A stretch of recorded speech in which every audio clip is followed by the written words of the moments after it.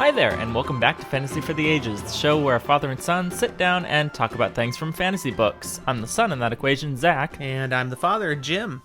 Today we have for you a midweek special. Woo! And we're returning to our series on magic systems from various fantasy fiction novels and I such. like magic. And today we're going way back to a classic.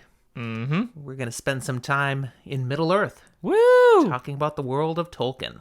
Let's do it. Well, before we jump into it, Darn. how you doing today, Zach? Oh, I'm hanging in there. We just got done finishing a recording. I'm ready to keep going. That's right.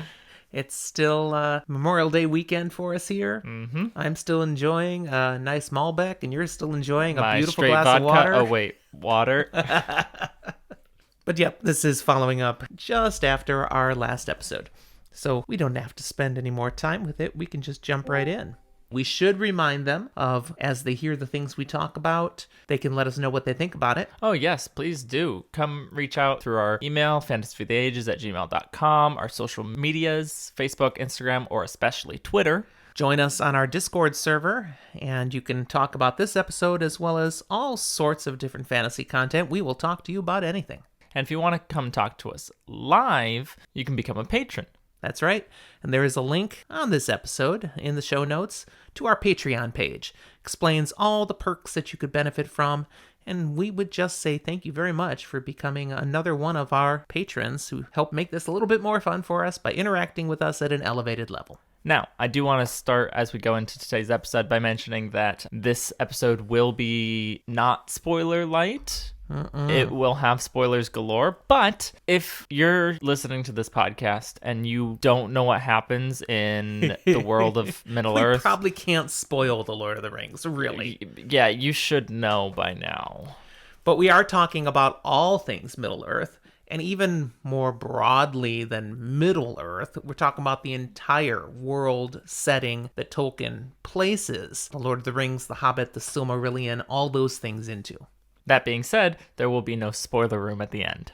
Correct. We just already are in there. Let's just spoil it all now. Now, there's so much depth and complexity to what Tolkien put together that, we're not really even going to spoil a lot of things because we can't talk about all those things. No, It's a lot too of much. the intricacies we can't get into. We're not going to get into the exact languages he created too deeply. Goodness, no. And I would like to throw out, before we even really start talking about his magic systems, I do want to throw out that we very much respect Tolkien and this series. I grew up with the Lord of the Rings films, then books, and a whole bunch for me, and it's got a very special place in my heart.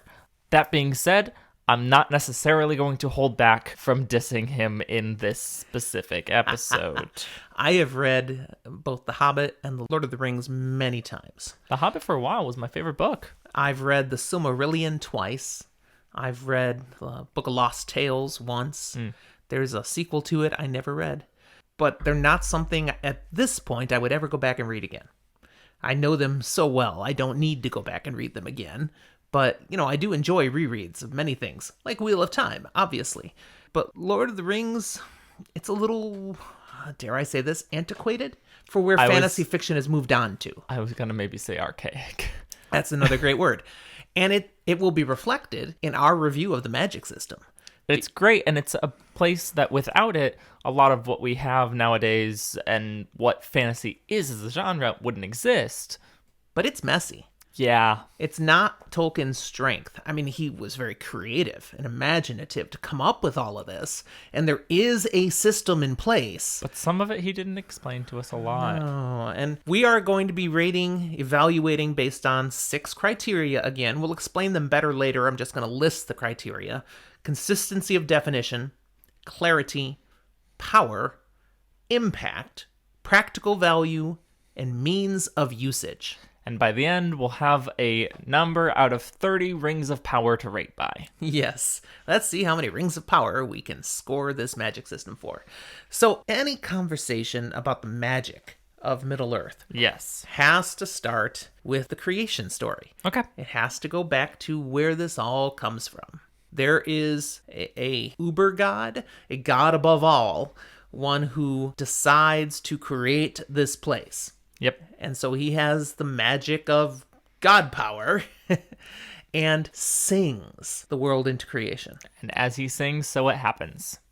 And one of his first creations beyond just the physical place are the Valar. Mm-hmm. So these are beings endowed with the essence of the god. And they thus have godly powers. magic power. And god powers, magic powers, kind of the same thing when we're in fantasy Especially world. in this world. So the Valar are very magical beings. They're immortal. You can kill them, but they will live forever if they are not killed. Amend that statement. You can kind of kill them. You couldn't kill them. Oh, no, I could not. But they could be killed. Yes. And my recollection is one is. At least. I only remember for sure one. I don't remember if the one that we know is killed any others. I don't think so. It might have. But so, okay, the Valar are these ultimate beings of power. Very magical. They can do lots of things. One thing they're not supposed to do is create life, because that's reserved to the Uber God. Spoiler warning, they do. Yeah. They have the ability to create life. They're not supposed to. That's not the way it's supposed to work, but they do have such power. And we'll talk more about that as we proceed. But there is a underlevel of these Valar called the Maiar. Now, again, I didn't go back and reread for this series. I did not go through the entire Silmarillion again. But I believe the Maiar are also created by the Uber I think God. so. Yeah. They're just lesser Valar. Yeah. They don't have the same powers that the Valar have. They still have some godlike powers, but not nearly to the same strength. They are definitely the second tier gods. Man, that's gotta suck. Yeah, I'm the second tier. And there's no way to work your way up to the top tier. Hey, I'm still a god, but when we don't have anything else really in the world yet, that means I'm the lowest form. Mm-hmm. But so these second tier are also filled with magical abilities, powers, but not as strong as the Valar. Okay. And there's a wide range of diversity within both the Valar and the Maiar. And the things that they can do vary some dependent upon what the creature actually is, but Tolkien never explains how this power works. No, because not really. It's not needed. It's just essence. It's not like they cast a spell. It's not like they have to do something special. It's just who they are. They ooze this ability. And again, the Maiar ooze less. But it's just who they are. It's in their essence. Now, hey there, everyone. This is Jim talking to you from the editing room. As I was listening back to our episode, I want to just correct or better emphasize something that we said before you all start sending us messages about how we got it all wrong. The Valar and the Maiar, they're actually the same kind of creatures, the Anur, that the Uber God, Eru, created at the same time. But the Valar are the ones that were willing to go to this creation of a world sooner than the Maiar, who were a little more tentative. This will be played out, in a big way when we get to The Lord of the Rings, and even already in The Hobbit, it's referenced. Because in the Silmarillion, where we're learning about the early times before the world of The Hobbit and The Lord of the Rings, you've got the Valar and the Maiar, and they are living in a place called the Undying Land. Okay, although I don't know if they referenced that name back in the beginning. It was just a place they lived. But it eventually is known as the Undying Land. And they're just going about their godly lives, doing whatever godly ones do, when the Uber God, Iluvatar, I think is his name. I couldn't It's one have of his told you. names. Anyways, he creates life, and they've been waiting for something like this to happen, and the life he creates is the elves. But he doesn't create them where the Valar and Maiar are living. He creates them far to the east in this planet, in this world, where they awaken. They're there. And Poof. the Valar discover them, because they don't stay all the time. They wander, they explore this world that they've been placed into. Yeah. And eventually they discover the elves. And they're marveling at them. Oh, look, someone else who can think. It's like, this is cool. We have peons. We've been given a gift. And they invite the elves to come to them. in the Undying Lands. Come to our house. We'll have cookies. Sure. Some of them immediately start out on a journey to follow to where the Valar are at. And some of them are like, you scary. Well, there's 3 layers. Yeah. So you got the ones that go immediately. Then you got some that are like, and they have to be coaxed a little more, but eventually they also follow. And then you have the some that never do. Nah. Like, nope, we're good. It's all good here. We've got it under control. We don't need you big, scary god guys. Don't step on us. And so these elves are transformed by the way they responded. And it's as if when they responded to the Valar, they got imbued. That's the word I want. What you were looking for. They got imbued with some of the essence of the gods. And how much it rubbed off on them had to do with how much longer they were with them. And so just like the gods just have magicalness in them, some of these elves now have varying levels of magicalness. That's right. So the high elves, the ones who went first, are just amazing. They are also immortal, and actually all the elves have that ability. They don't age like we do. They turn into adults and then they just live, because that's how they were created. But they can die. The high elves, though, just have they ooze an essence of magicalness, and they can do things. They do have some abilities that come from that. Nowhere near the Valar or the Maiar, but they have ability.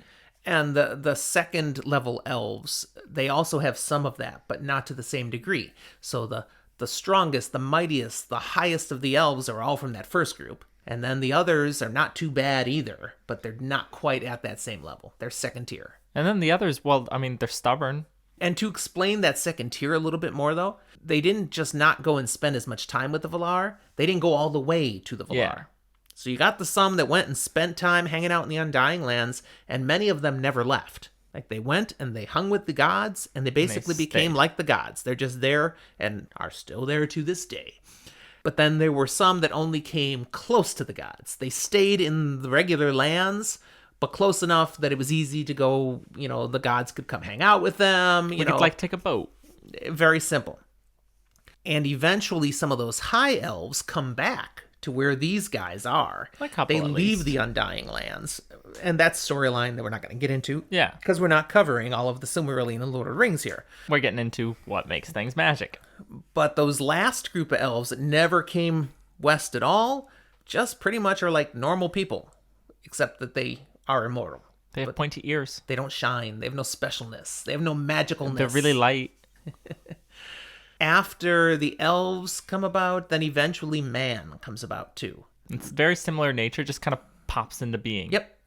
Iluvatar creates mankind. They have no special magical abilities. They're just people. I'd argue they have one special magical ability, but it's, again, an innate ability. What's that? When they die. And the fact that they can die. Well, again, they can all die. But when elves die, they appear in the Undying Lands in a special hall. There's a special name for it, but basically it's the place where the dead people are. They're still living there, but they're kind of like spirits. But they're still them. Okay? But humanity gets created, and they age, they die on their own, and when they die...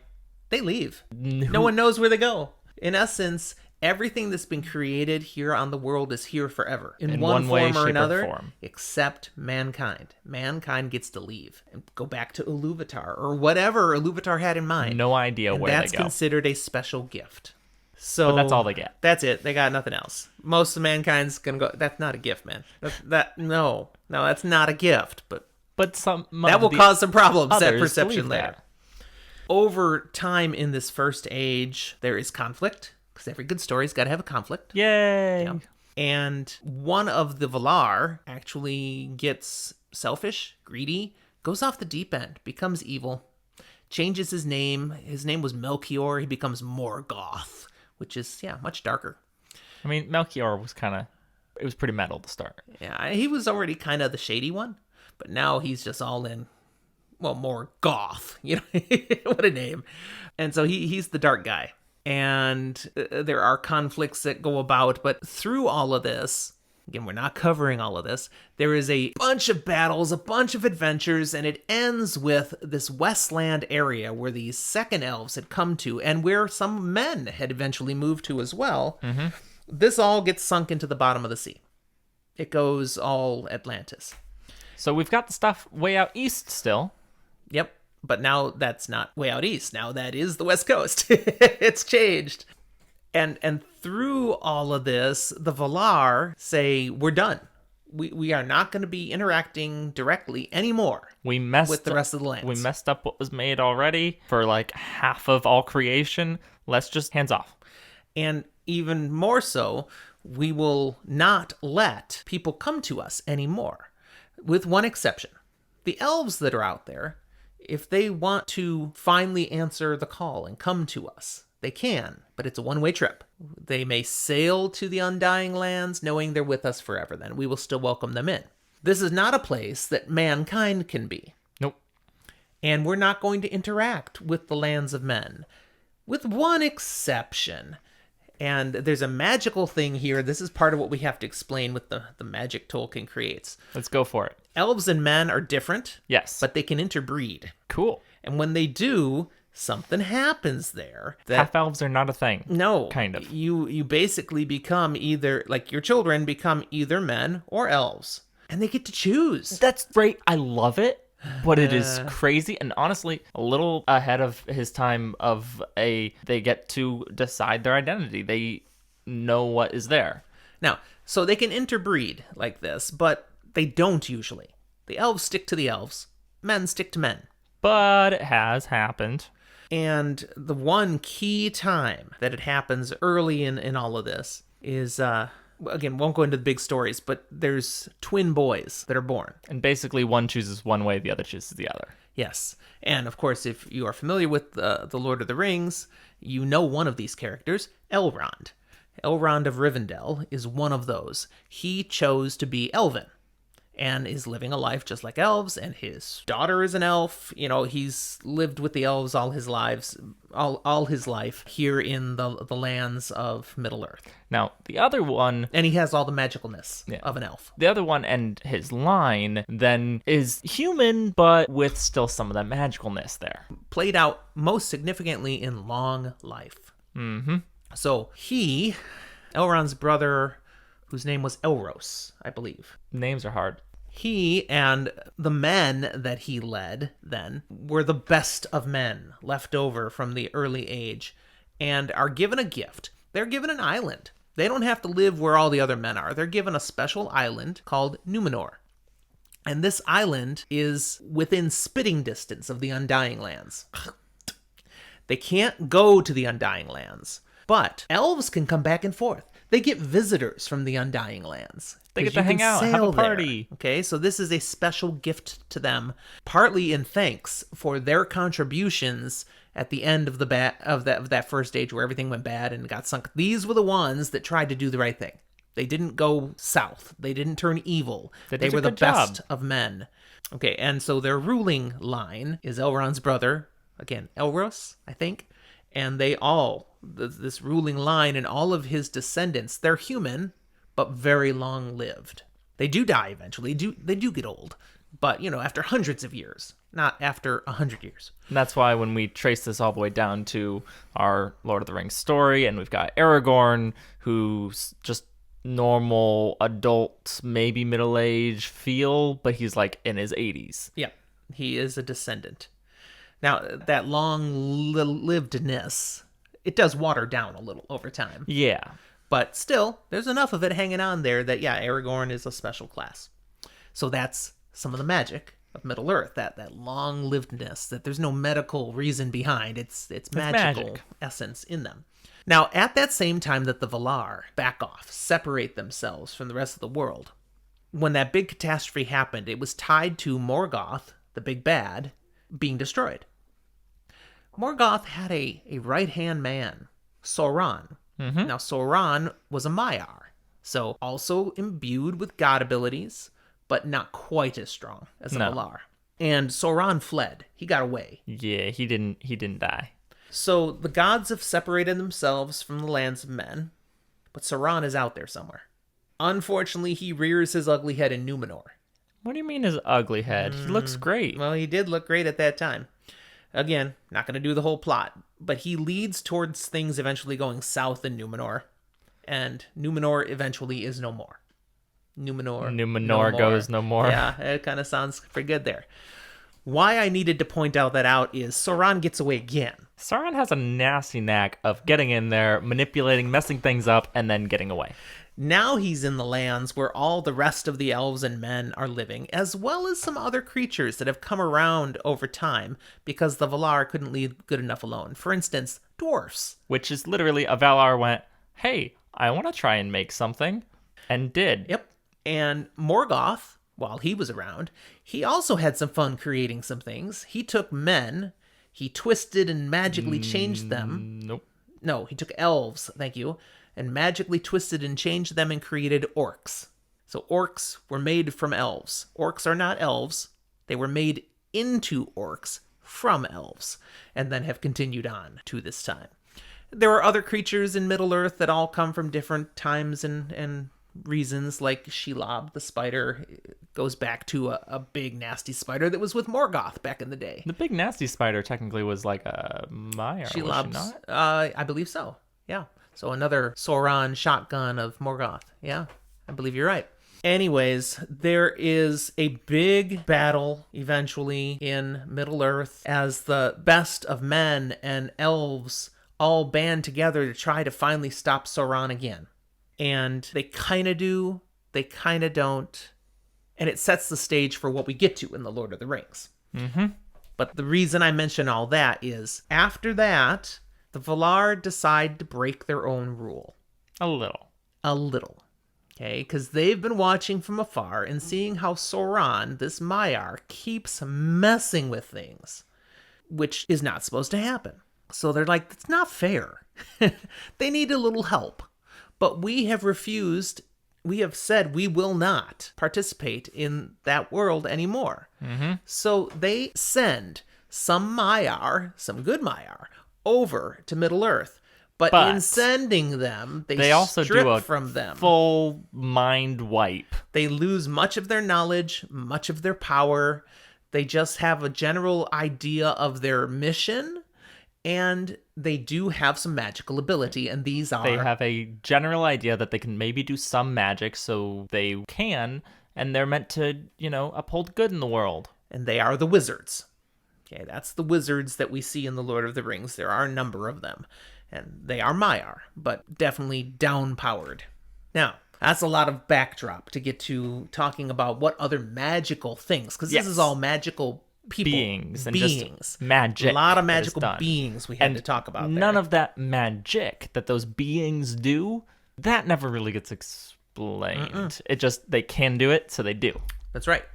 But then the magical beingness, a lot of these things, a lot of these creatures and beings use their power to create things that are then magical things. Mm-hmm. And obviously one of those is rings. Lord of the Rings. Those are going to be very prominent. And it was a high point, actually, when they were first made. That, the elves and the dwarves and the men, we have these rings we're creating that's part of our power and our unity together and all. Except, Sauron again. Sauron be manipulating. So he worked behind the scenes to kind of twist what the rings could do and to create one ring that could rule them all. Therefore, we have the Ring of Power. Mm-hmm. The singular ring that most of our large 3-book story is focused on. Now, again, here's an issue with this magic system. What can that ring actually do? I have no clue, because Seriously. It depends. I have a theory, because it's not explained, but I have a theory that technically what it does is enhance whatever is innately within oneself. From the books, it's imbued with Sauron's essence, this magical essence. So if Sauron has it, he becomes more Sauron. But we see the possibility of other powerful characters. What would it be like if they had it and they give talk about if they'd be very destructive or able to do so much power, because it would also do that same effect with them. But when Bilbo or Frodo puts it on, a Hobbit, they go invisible? Yeah. Or at least mostly. So in my brain, I'm like, well, they're hobbits. They're not really noticed. Maybe it just enhances their unnoticedness. That's great.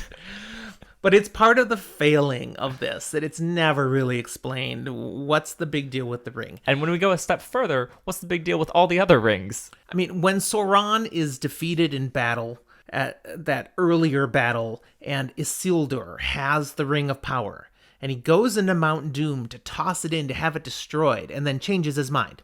And he keeps it. Why? To me, what can it do for him? That one makes sense to me, and yet it makes sense to me not through something that Tolkien explained. It makes sense to me through something D&D mechanics tells me, and that's the ring's a sentient magic item.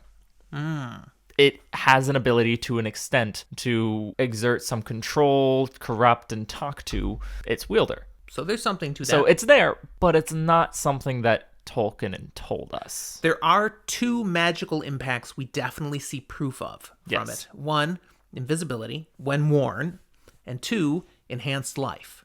Mm-hmm. A third is that it seems to corrupt whoever has it. Now, is that magic, or is that just we say it has like Sauron in it? But I mean, we see the way Gollum's personality changes. Mm-hmm. We see the way it impacts Bilbo eventually, especially once he's let go of it. I mean, it's so hard for him to let go of it. And yes, then that great jump scare in the movie. I've paused it perfectly on that too many times. And then we see how it twists Frodo in the end so that he almost fails in his mission. And only because of good old Sam, who's... Only because of good old Gollum who wants it.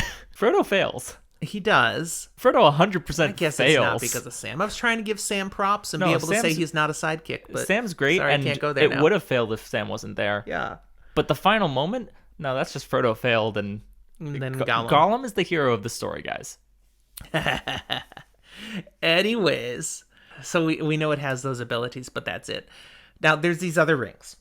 Okay, and again, the powers of the rings never really explained. So we have 3 for the Elven lords. 1 held by Galadriel, 1 held by Elrond, and 1 held by it's a G name. It's a G name. No, it's not. It's a C name. Is it? Siren, Sindale, the one who runs the Grey Havens. That's where the G is, but it's a C name. You sure? I'm completely sure. You could Google it if you want while we're talking, but I'm 100% sure. Surin, the harbor master at the Grey Havens. Anyways, we don't ever learn what powers these rings have, but the one at the Grey Havens gives his ring to Gandalf when the wizards first came over. Why? We don't know. He just had a sense Gandalf would need it. What does it ever do for Gandalf? We don't know. Maybe it's partly why Gandalf survives the fight against the Balrog. We don't know. The only thing we might be able to predict or project is when it comes to the powers of these elven rings is Rivendell, where Elrond is a very magical place. Just like where Galadriel is, Lothlorien, very magical place. There are lots of other places elves are, and they don't have that same essence, the same magic. So that could be the magic of the ring, able to create this specialness in the areas they're at. Yeah, you're right. It looks like and with what I vaguely remember is Tolkien, it's actually a lot of hard K sounds for the C's. So Círdan. Círdan. Okay. We still probably butchered that, so please tell us how we're wrong. So those rings, that's about all we know about them. We never see them take the ring and do something. No, we never see that. I mean, they clearly have some amount of power and do something, but what? And then there were the rings made for the Dwarven lords, and we never hear anything about that. We get told they are hoarded, thought of as wealth, and then lost. Nothing. Trinkets. And then there's the rings of men, for the great kings of men, which Sauron, I suppose, using the one ring, completely corrupts and turns them into the Nazgul. Yeah. His ring wraiths. Yeah. So, great power there, but what did those rings actually do as to having power of their own? Nothing we can tell, other than perhaps that is the power the ring wraiths are using. And definitely by the end, I mean, the rings probably are what is giving them long-lasting life. No man can kill me. I'd argue the rings themselves make the creature. Again, not explained to us very well, but that creature doesn't exist. Yeah. It is a man corrupted by the ring. Okay, so we've got beings throughout this world that are imbued with a magical essence of varying ability levels, strengths. And then many of them have used those abilities to do wonderful things, and a few in particular used them to make rings. Yes. That are, in essence, imbued with some magical ability. But it's very vague what they do. All right, what else do we have? What other ways does magic present itself in Middle-earth? So we've got a few other ones, both in the being and in the item categories. I'm just going to throw some of these out here because, again, we don't know a lot about any of these. Beings, we've got dragons. Dragons are innately magical, but we don't know a lot about them. And on the flip side, locked in battle with them, these giant eagles. The great eagles. The eagles are coming! The eagles are coming! They have something innately magic about them beyond just being big. But what? I don't know that we see that. They're just big, smart birds. They have a certain level of like almost omniscient intelligence that gives them... They serve as a counter to dragons. And if you think they're omniscient, don't you think they would have given Frodo a ride to Mount Doom? What I'm saying is the ability for various other magic powerful beings to get in contact with them, not always necessarily when they're right there or them happening to show up at the right times. There's a certain level of something more going on there. Maybe they spend time in Teleron Riyadh. No, that would be much easier. But there's something more there. And in the category of like items, we've got a number of various weapons of magical make. Like, for example, Sting, which is a very prominent one we see. It has one magical ability. It glows. Sometimes. It's cool. Anytime there's an orc nearby, it will glow. Sometimes. Yeah, anytime there's an orc nearby. Okay. It does nothing if it's not hit or miss. It's every time it glows, it's because there's orcs nearby. Every time there's orcs nearby, it glows. It also has the like random standard magic weapon property of like never need to be sharpened and stuff like that. We never see a scene of Frodo sitting down and going shh, shh, shh. But that doesn't mean he doesn't. He wouldn't know. We never see a scene where Frodo uses the bathroom. Pretty sure he does that too. We wouldn't know how Frodo has no idea what he's doing with that thing. He does know how to use the bathroom, so maybe he could figure out how to sharpen his sword. But there are a couple other magical weapons as well. I'm gonna butcher remembering names, but like Orcrest is one. You didn't butcher that. Tell us about Orcrest. It's basically a big version of Sting. Who uses it? That one's Gandalf's, is it not? Or is that one the one that goes to Thorin? I don't know. I think Gandalf uses that. Y'all are screaming at me because it's been so long, and I'm sorry. But then, again, I feel like the last of those three blades we find starts with a G. I don't remember the name of it. I don't remember. But these are all like elven-made blades. But they're just swords then. Yeah. They're not anything magical. They all have that like glowing with goblin property. Okay. Well, that's a pretty weak magical power. It's a weak thing. Yeah. The other quote-unquote magic sword that I want to mention is Narsil. Nah, I don't think that's magical. Well, here's the thing. I'm not sure whether it is magical or Aragorn is magical because the sword can cut ghosts. I think that was because of Aragorn. I think if Legolas had picked it up, it wouldn't have done anything. It's a combination, though, because it's that sword in his hands. And the other sword does nothing. That's true. So you do have to kind of go something between him being magical-ish and it being magical-ish. That is really wishy-washy magic, though. But that's the point. Yes, what I'm saying here is these things are magical. And I'm driving home your point. But it's a mess. Yes. All right, here's another magical item. Go for Palantir. Yeah. Okay, so we've got these little rocks that you can use to communicate with others over vast distances. They're clearly powered with magic. I don't remember who made them, but I know Sauron corrupts them. I was gonna say I want to say something, but I'm like, nah, I'll just hold back and not look as stupid. But again, that magic is not really explained. We don't know how they're powered other than apparently just magic essence put into shiny round rocks again.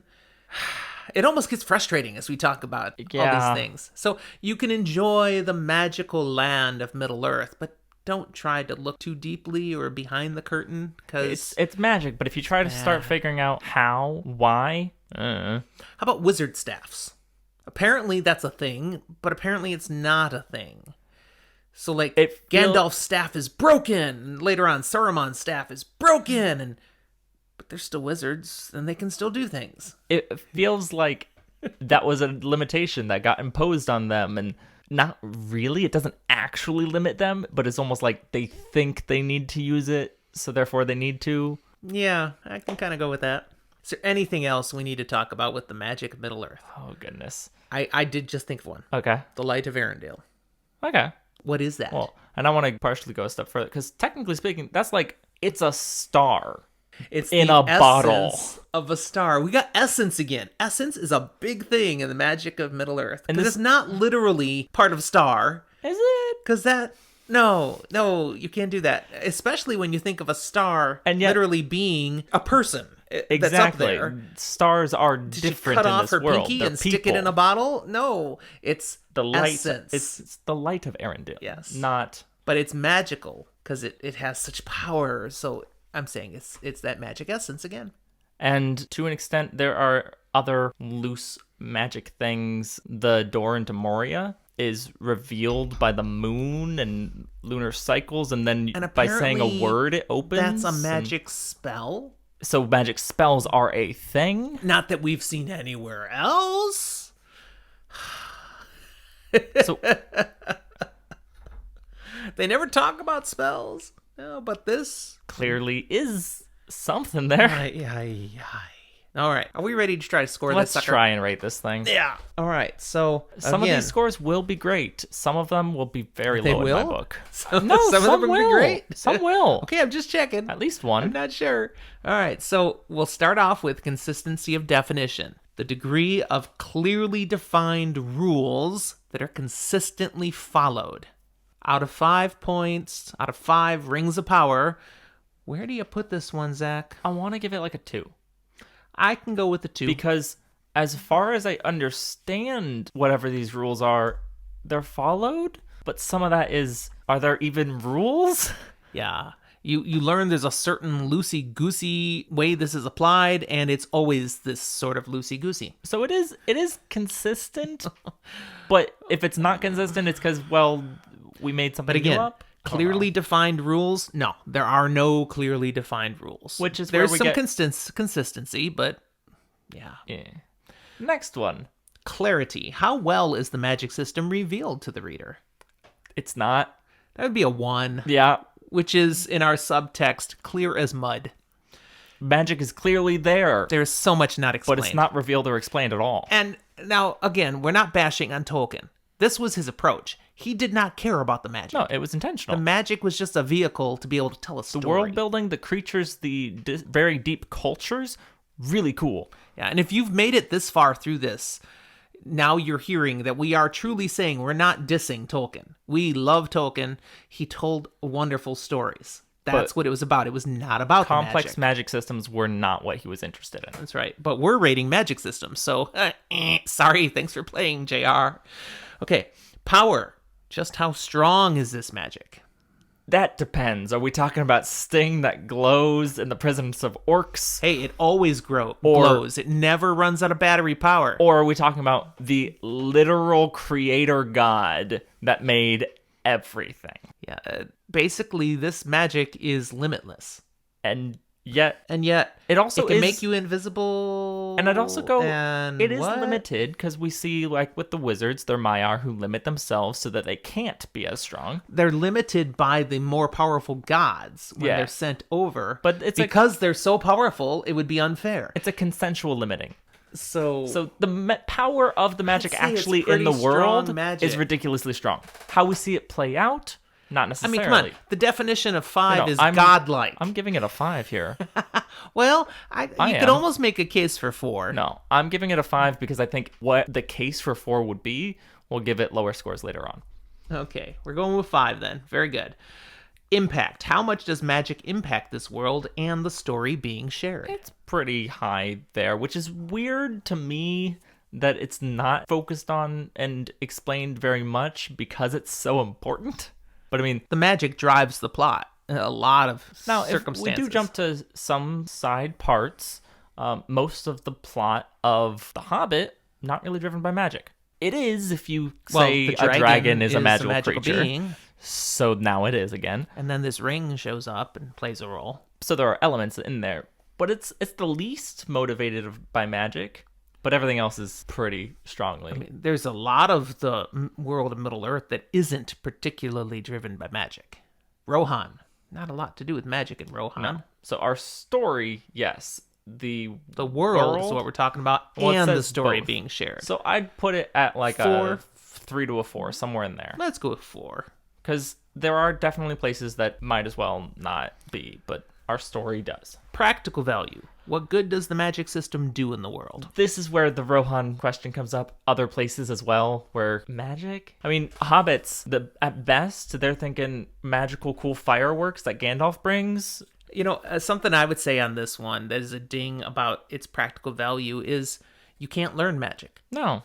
You either are magical, you happened upon a magical item that someone who was magical created, or you got nothing. So there's very little practical value. You have it or you don't. And if you do, you're probably not going around and using it for practical means for those who don't have it. So it's very practical for those who have it. Completely impractical for the rest of the people. Is that 3? Is that middle of the road? I almost want to give it a 2. I'll go to a 3. I'll let you talk me into it. This is a very obviously objective rating scale. It's so objective. Feel very practical. All right, last one. Means of usage. What does it take of a person to use the magic? Again, if you have access, then it's the top of the scale, like breathing. But if you don't, then it's the other end, nearly impractical. If you don't, it's not nearly impractical. It's a 0 if you don't. But here's the problem. Then our middle of the road, our description is requires training, but doable. No, you can't train in this magic. There is no means of usage to learn how to use it. You can't. So in a way, this one I'm giving a 5 and a 0. I need to give 2 score. I can't give 1. I think we have to give it a 2. Sure. Because it can't be 3. But it's not nearly impractical. There are some where, yeah, they can do it. It's easy. But even the ones that can do it, like the wizards, they can sort of do it because they're limited. Yeah. A lot of what we see, I mean, if you read just a Silmarillion, yes, like breathing. But a lot of what we see and care about in this story, personally, it's not easy. It's not common. So this gives our magic system rating for Middle-earth, for the land, the story of J.R.R. Tolkien, as simply a 17 out of 30. That's correct. Rings of Power. This is definitely our lowest. Could be worse. Got more than half the points. Yeah, I'm sure we'll find one at some point that's Oh, do we have to read something lower? that's even worse? I'm not sure I want to do that. I mean, like we've seen, it can be a great story. It is an amazing story. It can be a great world. But it's not driven by the magic. But it might be, I mean, it can be driven by the magic even. But it may not be a well-defined, well-explained, easily usable, or very practical magic system. All right. Now, we have been wreaking havoc on something that is considered just by many fantasy readers, so I will love to see if we get any comments on this episode. And if you want to give us hate, you know what? That's fair. No, you cannot give us hate. It's all just fantasy, people. Loving hate. But you can certainly differ with our opinions, and we'd love to hear that. Contact us in all those ways. You can usually do email, social media, Discord, anything. And let us know. We'd love to continue the conversation. If you think the magic is far clearer than we got it, feel free to illuminate us. Send us a massive email with a full explanation of all of the things with references to book text so that we can check and verify that, oh, yeah, we just totally missed that it explains it really in depth. We are always happy to learn the error of our ways. My wife may not believe that, but it's true. All right, I think that's a good place to stop then, yes? Absolutely. All right. We'll talk to you next time.